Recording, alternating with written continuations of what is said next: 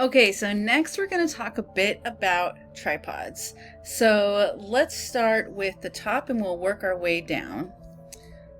So for tripods, there's two what we call heads that are generally used for photography. The first one I'm going to talk about is a ball head. So this is a ball head, and the big pro for this one is that it's really fast to change positions. So let me go full screen, and you can see as I'm moving this around, there's a ball down there, right? So that's what we mean. Sorry, it's hard doing this. This is what we mean by a ball head. And so if I have my camera on here, I can quickly move it to the side, tighten it down, and it's ready to roll. Okay, so really quick for positioning.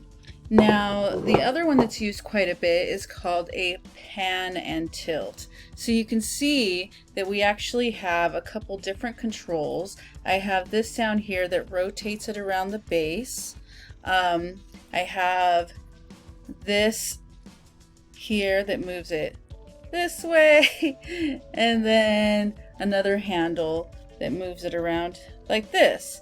So the good thing about these is that you have a little bit more precision. So let's say, you were photographing, let's say we're doing some product photography and you needed to get it just right, angled just right. Instead of using the ball head where it just gets loose and everything moves around, you could just say, okay, I just need to tilt it just a little bit. Let me unscrew this, tilt it just a tiny bit, and then tighten it back down again. So that's really helpful for that. Another time these are really helpful is for landscape photography. I'm sorry, not specifically landscape, panorama photography. So for panoramas, you generally want everything to stay still, but you just want to move from one side to another. And in that case, if you did it with the ball head, as soon as you loosen it, the whole camera can flop around. But with this, you can only, just unscrew this bottom part and you'll be able to move it around in just one direction and not have to worry about lining things up again. So pros and cons for both. This is something I probably should have mentioned earlier, but people ask me all the time, what's the best camera or lens or tripod or whatever? It's really that these are all tools with different pros and cons. So there's different situations where one is going to be better than the other, but doesn't mean that, a ball head sucks. It just means that, for some situations, this is ideal, and some situations, this is ideal. So no big deal. Just end up using what you need for the type of photography you end up going into.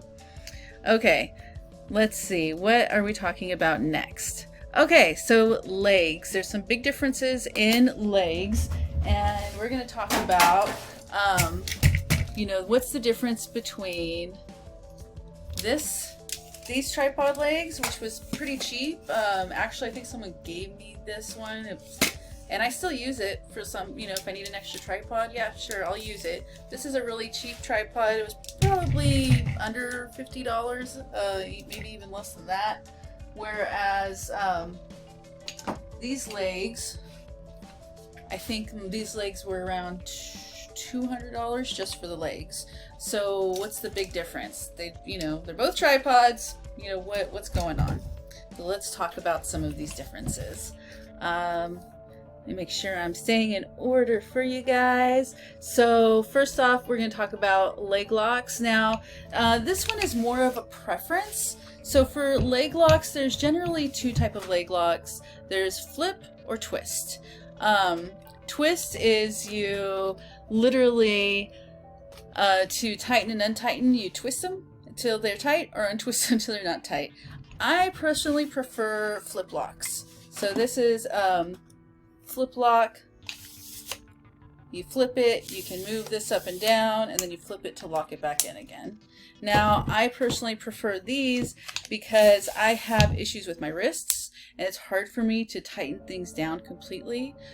So what I found was that with the twist locks, I wouldn't be able to twist them tight enough so that they stayed, and then the legs started collapsing while I'm trying to take a photo, which is no fun.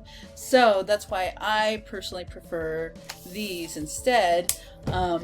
Now when you use these, you do have to carry around, or it's a good idea to carry around some little wrenches for them. They usually come with the tripod, especially the nicer ones, because then they can get loose in here sometimes. It happens.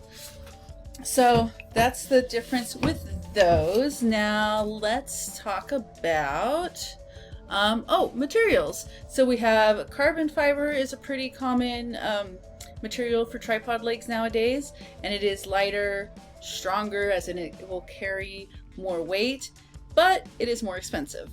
Now aluminum is heavier.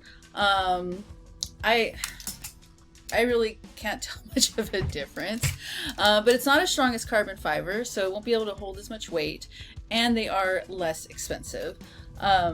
If you can, let's see if I can get this close enough without knocking out my camera. If you can see, there's like these stripes going on. That's how you can tell it's carbon fiber. Now you're probably seeing there's a bunch of tape on here. I add this gaffer's tape onto my tripods because it is really great tape, and sometimes you just need tape when you're doing stuff with photography. So I happen to have a couple different strips on here just in case. I need some tape. Now, okay, so that's some of the big differences between these two. What else are we talking about here? Oh, the feet. So most tripods will have some type of rubber feet. Let's go big again. So you can see this rubber feet. This is especially important, you know, if you are working with clients and you're going to their location. You don't want to do weird, you know, scuff up their floors or anything. Most tripods have some kind of rubber feet. Now, something that you can get, it's kind of like an upgrade on your tripod legs, which this one does have, is, uh-oh, piece fell off. It's okay, I'll get it afterwards. Yeah, we're good still. You look here, I have these spikes. Sorry, there's some dog hair on here. Some spikes on here, and these actually will come up. So I have rubber feet. So if I'm indoors, fancy venue or something, don't want to scratch anything up, wood floors, I have my rubber feet. But the moment I step outside, I'm on the side of a mountain, a trail or something, and I need a little bit more grip, I can screw these down, and now I have some metal spikes there that'll help keep my tripod stabilized in natural surroundings. So that could be kind of handy also. Alrighty, what else to cover? Okay, some other considerations. So load capacity. That's, you know, how heavy is the combination of your camera and your lens, and can your tripod actually hold that? Now, I always opt to go with a higher load capacity because one time, well, not one time, it's happened a couple times, I was using a tripod that said the load capacity was enough to handle my camera and my lens. It was, I think I was using like a 300mm lens. It was a pretty big lens, but it actually couldn't. And so as I was trying to photograph while I was sitting there on the tripod, my camera started dipping down because of the weight of the lens. It was pulling it down. So for that reason, I almost always go for a higher load capacity when I'm looking at tripods. Now let's see, weight. This can be really important for, let's say, if you're doing a lot of like travel photography, you know, you don't want to be lugging around a super heavy tripod. Now, on the other hand, if you're working in a studio setting where you're not carrying your tripod from location to location, then you can get a heavier tripod and it's not a big deal. Doesn't, you know, it's not going to affect anything. Height, how tall does it get? Again, if you are just at a studio, that's not really going to matter as much. But if you're doing something that involves travel, having a tripod that folds down to a smaller... Oh, No, that was folded length. Sorry. Height, how tall does it get? Duh. Okay, so, you know, this depends. You might be like, wow, this is a really cool tripod. It looks like a really great tripod, but you get it, and then it turns out that it only folds up to like 4 feet tall, and you're over 5 feet tall, so you're always hunching over trying to take a photo. Okay, so that's something to look at. Do you want the height? How tall do you want that tripod to actually get? There's some that get really tall, like 72 inches, 79 inches. There's some that stay really small. There's tiny little tripods out there for phones, right? So yeah, that's all something to take into consideration. What I was talking about before was actually the folded length. How big is it when it is folded down? So yeah, this is especially important if you're going to be traveling with your photography. Is it going to fit in your luggage? Are you checking your luggage in? Are you trying to just do a carry-on and get it into a photo backpack? How big is your photo backpack? Does it fit in there? Just another consideration.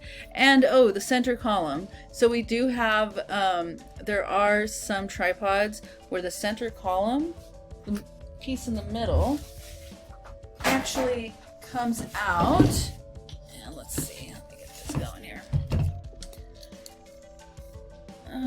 Okay. And so, for instance, this one, I can loosen this up here and pull this up. And so we have a little bit extra length going on here. And this one in particular, I can actually snap up here. This comes loose, and I can actually move it over to like a 90-degree angle. Now, on this tripod, it works okay with smaller lenses, but not so great with the bigger lenses. It does start to tip, and for that reason, you'll even see that they sell weights for tripods to help weigh down a tripod when you're in situations like this so it doesn't tip over. Okay, put this to the side. So that's something else to consider depending on what type of shots you're going to be taking. If you're going to be doing, well, maybe you would use that for portraits sometimes. I don't know. It's all up to your imagination, really. These are all tools, and it's really up to you how you use them. So anyways, all right, I think, oh, last thing is quick release plates. So there's a lot of tripod heads where you just screw the camera straight on there.